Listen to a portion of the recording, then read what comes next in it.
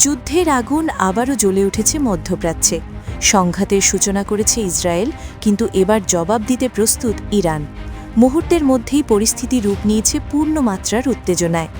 আকাশে সাইরেনের শব্দ, রাস্তায় আতঙ্কিত মানুষের ছুটোছুটি, সব মিলিয়ে এক অস্থির সময়ের সূচনা। স্থানীয় সময় শনিবার সকালে ইরানের ভেতরে আগাম হামলা চালায় তেল আবিব। এই পদক্ষেপকে অনেকেই বলছেন অত্যন্ত উস্কানিমূলক। হামলার পরপরই জরুরি অবস্থা ঘোষণা করা হয়। ইসরায়েলের বিভিন্ন শহরে বেজে ওঠে সতর্ক সংকেত। নাগরিকদের দ্রুত সরিয়ে নেওয়া হয় আশ্রয়কেন্দ্রে। আকাশসীমা আংশিকভাবে বন্ধ করে দেয়া হয় সম্ভাব্য পাল্টা হামলার আশঙ্কায়। কিন্তু ইরান চুপ করে থাকেনি। মাত্র 1 ঘণ্টার মধ্যেই শুরু হয় পাল্টা জবাব। দূরপাল্লার মিসাইল ছুড়ে তারা জানিয়ে দেয় এই আঘাতের প্রতিক্রিয়া হবে তীব্র। ইরানের সর্বোচ্চ নেতা আয়াতুল্লাহ আলী খামেনেইর অবস্থান স্পষ্ট, প্রতিটি আক্রমণের জবাব দেয়া হবে। তেহরান থেকে ছোড়া মিসাইলগুলো ধেয়ে আসে ইসরায়েলের গুরুত্বপূর্ণ লক্ষ্যবস্তুগুলোর দিকে। বিশ্লেষকরা বলছেন, গত বছরের সীমিত সময়ের যুদ্ধে ইরান তাদের ক্ষেপণাস্ত্র প্রযুক্তির সক্ষমতা দেখিয়েছিল।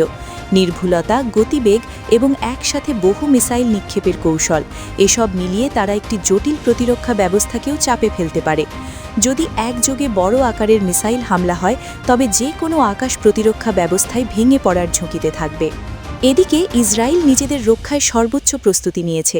আকাশ প্রতিরক্ষা ব্যবস্থা সক্রিয় করা হয়েছে পূর্ণমাত্রায়। সমুদ্র উপকূলে অবস্থান নিয়েছে মার্কিন নৌবাহিনীর শক্তিশালী বিমানবাহী রণতরী ইউএসএস জেরাল্ড আর ফোর্ড। এই রণতরী ও তার স্ট্রাইক গ্রুপের উপস্থিতি স্পষ্ট বার্তা দিচ্ছে যুক্তরাষ্ট্র পরিস্থিতির দিকে ঘনিষ্ঠ নজর রাখছে এবং প্রয়োজনে সরাসরি সহায়তা দেবে। তবে সামরিক উপস্থিতি বাড়লেও উদ্বেগ কমছে না, কারণ আকাশে প্রতিনিয়ত ভেসে বেড়াচ্ছে অনিশ্চয়তার ছায়া।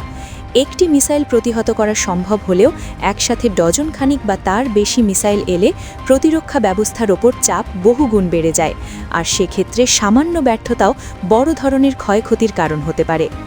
ইসরায়েলের শহরগুলোতে এখনও থমথমে অবস্থা। আশ্রয়কেন্দ্রে রাত কাটাচ্ছেন বহু পরিবার। শিশুরা আতঙ্কে কেঁপে উঠছে প্রতিটি সাইরেনের শব্দে। প্রশাসন নাগরিকদের নিরাপদ রাখার চেষ্টা করলেও অনিশ্চয়তা কাটছে না, কারণ সবাই জানে সংঘাত যদি আরও বিস্তৃত হয় তবে তা শুধু 2 দেশের মধ্যেই সীমাবদ্ধ থাকবে না। মধ্যপ্রাচ্যের আকাশ যেন ধীরে ধীরে আগুনের রেখায় রূপ নিচ্ছে। প্রতিটি হামলা, প্রতিটি পাল্টা হামলা বিশ্ব রাজনীতিতে নতুন সমীকরণ তৈরি করছে। তেল আবিব ও তেহরানের এই উত্তেজনা এখন বৈশ্বিক কূটনীতির কেন্দ্রবিন্দু। এই মুহূর্তে পুরো বিশ্ব তাকিয়ে আছে পরবর্তী পদক্ষেপের দিকে। পরিস্থিতি কি আরও ভয়াবহ রূপ নেবে, নাকি কূটনৈতিক পথে সমাধানের চেষ্টা হবে, তা নির্ভর করছে আগামী কয়েক ঘণ্টা ও দিনের সিদ্ধান্তের ওপর। তবে নিশ্চিত একটাই, এই সংঘাত ইতোমধ্যেই মধ্যপ্রাচ্যের স্থিতিশীলতাকে নাড়িয়ে দিয়েছে, আর তার প্রতিধ্বনি পৌঁছে যাচ্ছে বিশ্বব্যাপী।